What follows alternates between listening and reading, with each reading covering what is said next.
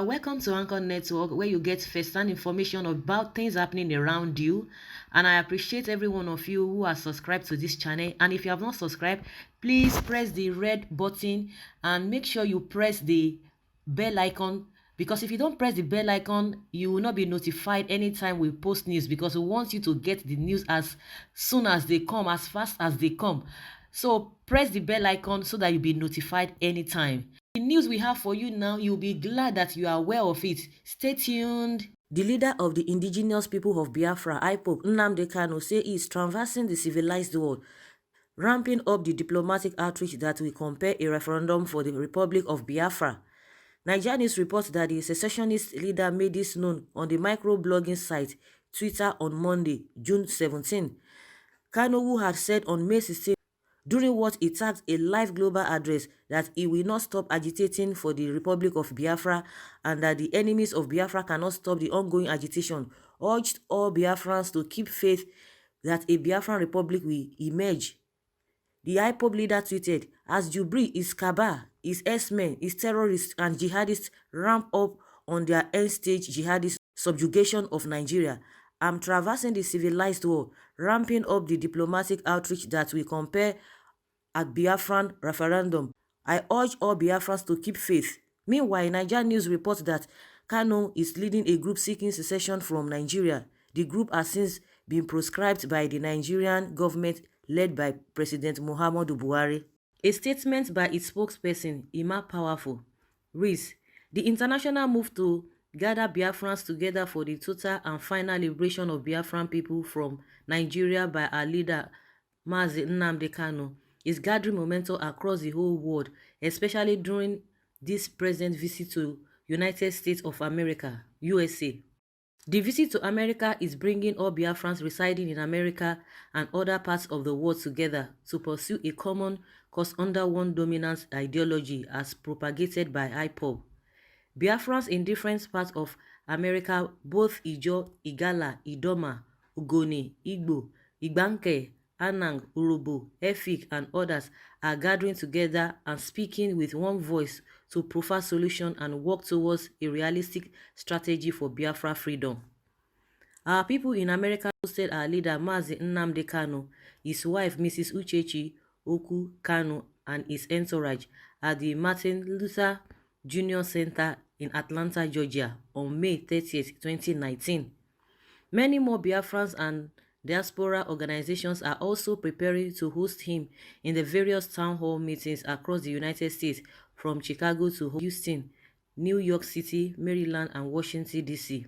He will also visit Toronto, Canada this weekend for an important meeting with IPOB family and Biafrans in Canada.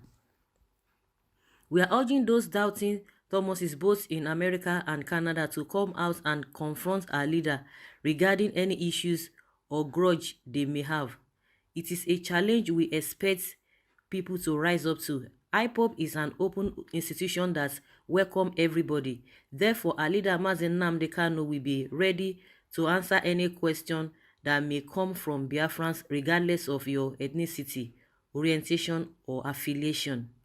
Our leader Mazi Nnamdi Kanu, in his numerous broadcasts via Radio Biafra London, have made it abundantly clear to all that whenever our people in abroad come out, especially those in America, for this divine and restoration project championed by IPOB, that Biafran independence is at hand.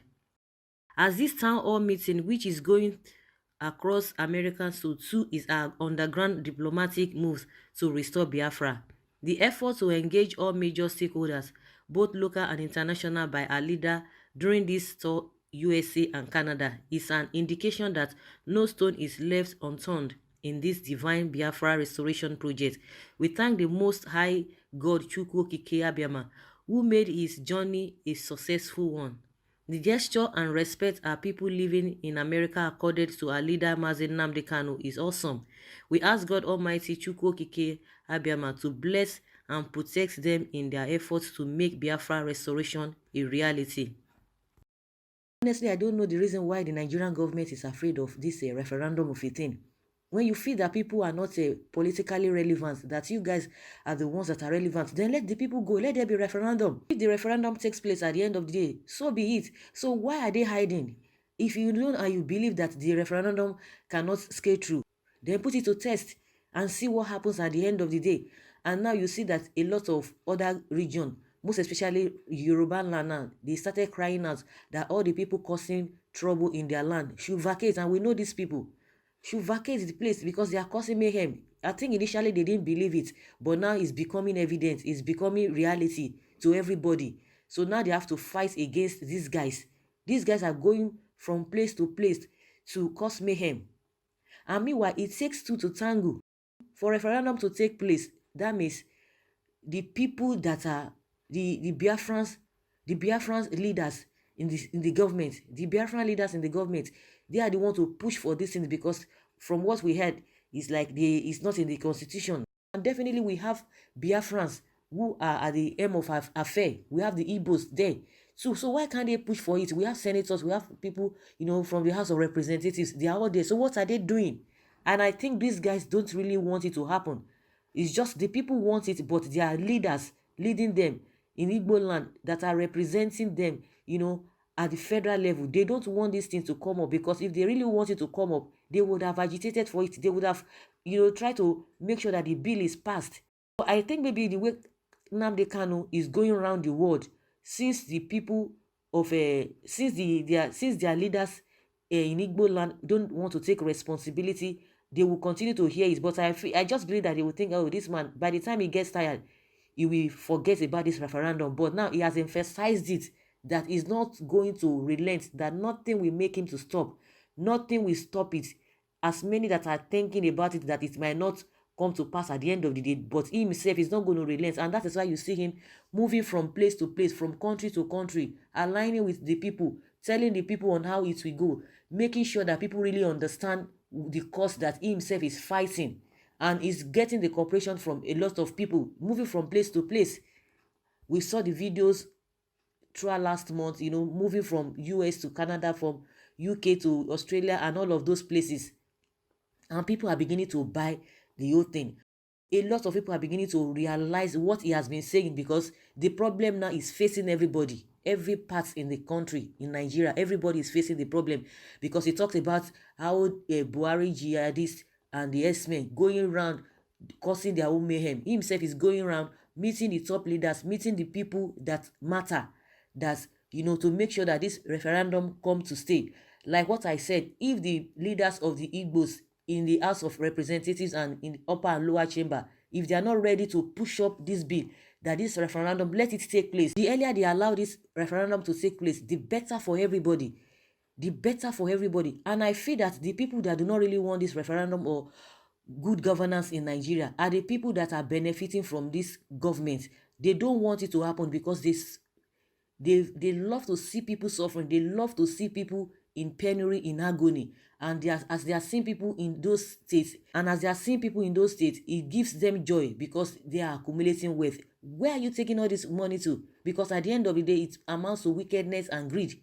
And that is why they don't want things to go the way they ought to go. And I'm sure if other regions begin to say, no, we want to go, we want to move, if they put this kind of a strength that Nnamdi Kanu is putting, I think this whole thing will come to stay.